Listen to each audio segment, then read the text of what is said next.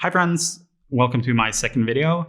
It took me a little bit longer to get this out than I had hoped for, mostly because December was quite work heavy and then obviously the holidays come along. In this video, what I want to cover is first, I'll go through how you can manufacture accountability and how that can make you more productive. And then I'll try to take my own advice and manufacture some accountability for myself by going through my productivity bucket list for this year. I think some people fall into the trap of thinking they're more rational than they are. And they kind of think about productivity as being, you set a goal and then working towards that is mostly about willpower. And there might be some optimizations in terms of like execution or systems, but it's mostly down to you, your personality, and your grit. But I think a major part of productivity is kind of learning how to manipulate yourself into taking the right action and also taking steps while you're in a motivated mindset to kind of push yourself into acting in the right way. There are a bunch of ways to do this, but one of the major ones is definitely accountability. It plays on so many factors of the human experience, like you want to appear competent to other people. There's deeply rooted biological reasons for why you kind of don't want to come across badly in social situations or why you want to feel like you're living up to your word. When I started to focus on productivity last year, I realized I need to lean into every manipulation tactic I can as much as possible. So to mention some of the ways I try to leverage accountability, an obvious one is this YouTube channel where I'm now set out to become a semi-public figure who focuses on productivity. If I now fall apart or give up on my products, I'll feel a little bit embarrassed. I would probably be able to survive the hit, but I would rather not, let's say that. I also talk quite openly about my plans in terms of making a game or this YouTube channel with friends and family. There's a couple of ways you can use money. If you have a friend you're going to the gym with, for example, you could set up a bet where the first person who misses a day has to give $100 to charity. Another effect money has is if you buy something and it's expensive. Say for this YouTube channel, I bought some expensive equipment long before I started filming. And while obviously it's okay to have better video quality or okay audio quality, the main reason I did that is that I wanted to just pre-commit myself that now I bought something pretty expensive for this channel and I would feel like a complete idiot if I didn't do anything with it. One is I have a group of friends in a Discord chat that I've known for many, many years. And a couple of years back, I set up this weight loss initiative with a channel and a bot where you can post in your weight every day and it puts the weight into a sheet and then we can track each other's progress. One way I like to think about this is if you take an example like going to the gym and you failed at going to the gym a dozen times in a row, like you started and then you stopped eventually. Even if you failed a dozen times in a row, to build an exercise routine, if the cost of failing is high enough, then you wouldn't fail. Not only would you not fail, but going to the gym would also become easier. Imagine a bomb is strapped to your leg and it's going to explode if you don't go to the gym. While you might have some bomb-related anxiety, going to the gym is suddenly going to become the easiest thing in the world. You're never going to miss it. You're never going to be sitting at home on the couch and be like, I should go to the gym, but I don't feel like it. You're probably going to go to the gym at like 12 a.m. every day just to make sure. And while I don't recommend incorporating explosives into accountability, if something is important enough to you and you failed multiple times in a row, it might be worth considering upping the stakes in some way. Okay, so I think that said some about accountability. As mentioned, I want to set up some accountability for myself in this video. I'm going to go through my bucket list of productivity for this year. To do this bucket list, I'm using the world-renowned Anti-Wasteman system by Ali Abdaal. Ali is a big inspiration for this channel, and I wanted to try a different system for setting my goals this year. He has two videos where he kind of goes through this. One where he goes through his own goals, and another where he goes through his yearly review. And in that video, he also links to the Notion document that I'm using. So you can go grab that if you want to try your own Anti-Wasteman bucket list. The first step in this system is that you outline your dreams or kind of your ambitions for the year. To start with kind of where the main focus will be for me, it is to build a vertical slice for the game that I want to make. The next thing you want to figure out is why this goal is important to you. I think questions of why is also one of those things that people tend to overlook because it's not as tangible as other aspects of reaching your goals. But having a strong sense of what you want to do and why is crucial for maintaining motivation or getting back to it if you kind of lost motivation. So the why for the game as a whole is that I want to show what's possible in terms of creating something on your own while maintaining a career. And why I want to have the vertical slice is because it puts me in a position where I can kind of start sharing more about my game and actively develop it further. The next step is to define a SMART goal. SMART is a system that people use for defining goals sometimes, and I think it is specific, measurable, achievable, realistic, and time-bound or time-related. The SMART goal for the vertical slice is that by the end of this year, I'll have a little clip showcasing an initial art style and some of the core gameplay elements of the game. Next step is to define a habit that's going to help me get there. Pretty simple for this one, which is a habit I already had most of last year, which is at the start of every morning, I'm going to dedicate at least 3 hours of deep work focused on making this game. Next one is to define how surprised I would be on a scale of 1 to 10 if I failed. I would be quite surprised if I failed this goal, because as long as I don't give up and release something, I've kind of made it. Next step is to go through the top 3 reasons I think I'll fail. One, that I might in some way lose motivation or burn out. The next one is that work becomes a bigger factor and kind of puts this on hold in some sense. I don't think that will happen. It did happen a little bit in December, but it's been a long time since I've had to work that much. And the third one is if I'm too perfectionist about the art or just don't feel like I'm ready to release it yet, which again just comes down to how I feel about it, not really what I've done. So I don't think that will be an issue. Next one is to go through who can help with the project. For me, I've listed CGMA, which is also art courses I'm taking. Last one would be either joining some game development community or finding some game development accountability buddy, like maybe someone who's working on their own game. That might also be helpful. And then how can I stack my deck to succeed? First one is I think I need to have a clear roadmap of what I want to get done. I could just spend 5 more years improving my art and make no progress on the game. I need to bound my progress in those areas and make sure I focus on also working on the game. I have already spent over 1 year now exclusively focusing on improving the art side of things. So I think it's time to just start also building game assets, even if they're going to be not too great. So the next column is to set a specific action. For this one, I think the first step is just to outline a plan for the year that gets me at the vertical slice at the end of the year. And also, I think I just want to start spewing out some assets and putting some gameplay on it right away. The goal here is to do, I have no idea how I'm supposed to actually say this. It's 2, 3, 4 plate.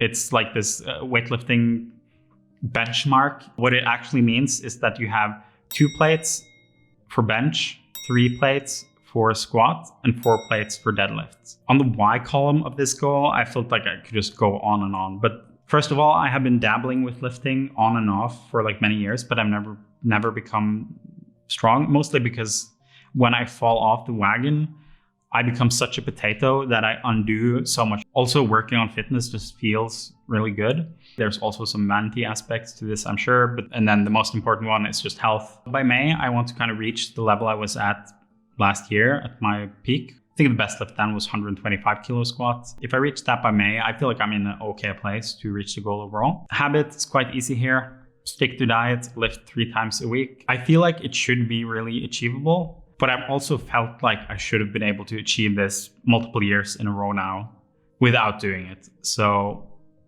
we'll see. I gave myself a 3.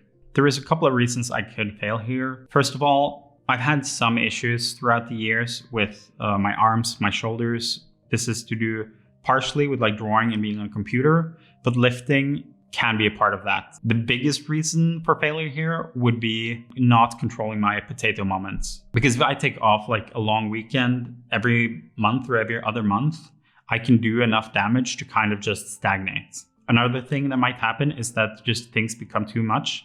This kind of happened last year, where I felt like there was a lot going on both in my personal life and work, and then in addition all my own productivity goals. So what I ended up doing was I just put that on hold. I still did lifting, but I didn't push for maximum strength gains, and that might happen again this year. Who can help with this? Physiotherapist is something I see semi-regularly to help me with the shoulder arm things. Another thing I could do is get a personal trainer. I don't go to the gym. As you can see, I have the squat rack in my apartment, but I think I should probably get like some guy to come, or girl, to come help me evaluate my lifts in person.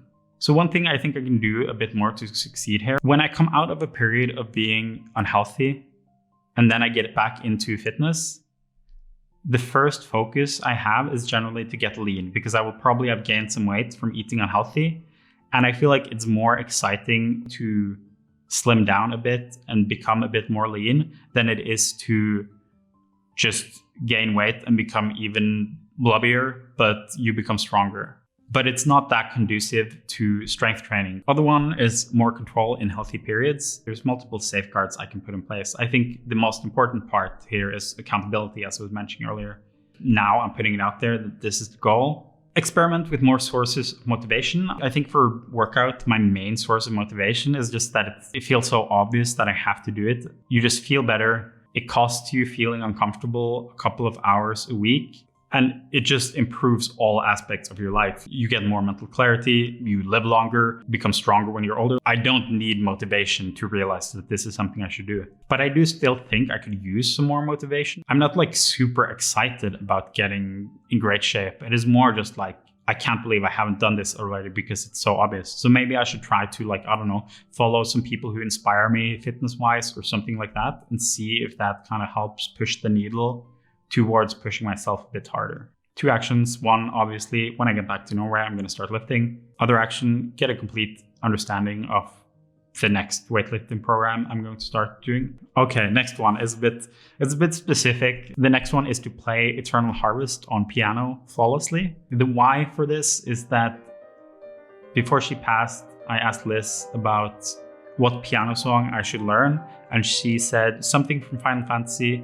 And I found this song and showed it to her, and it's such a great piano song. In the past, I would have practiced this song in kind of a stupid way, just grinding away at it. But now I'm trying to be more reasonable about learning piano, like learning notes, learning scales, learning chords. I think with the game, it is mostly a one-man project, but I think music and sound is something I may outsource, but I still want to contribute some of the music for the game. If I can learn to play piano well within a year or 2, maybe I can learn to compose some of my own songs within a couple of years, and then I'd be able to make some of the music myself. Habit here is again quite straightforward. I will play 30 minutes of piano every morning as part of my morning routine. I think this should be pretty achievable. I just need to stay consistent with the practice. Who can help me? It's quite obvious. A piano teacher. How I can stack the deck. 1, practice consistently. And last one, I want to optimize my practice routine a bit more. So next step for piano is to review the practice routine. For the YouTube, I wasn't sure if I wanted to go for some metrical, like gain X views or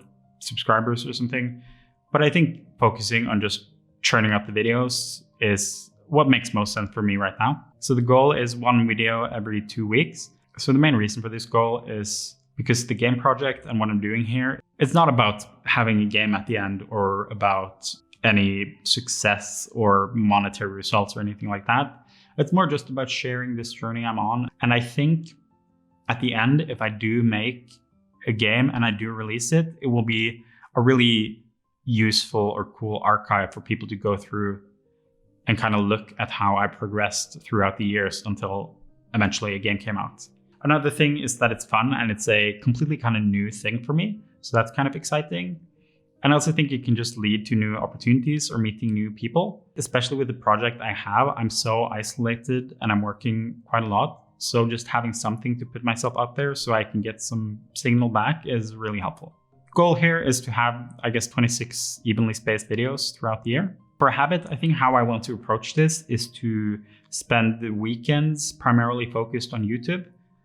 So then in the weekdays, in the mornings, I'm going to work on the game. I think uploading to YouTube semi-consistently is something I'm absolutely going to do.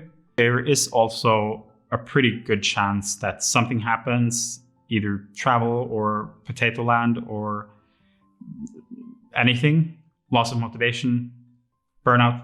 So something might happen where I miss a week. And I'm worried what happens when I miss that week. I'm just gonna stretch it out. We'll see. Another thing that might happen is that I just decide to prioritize the game more instead of YouTube and kind of abandon YouTube.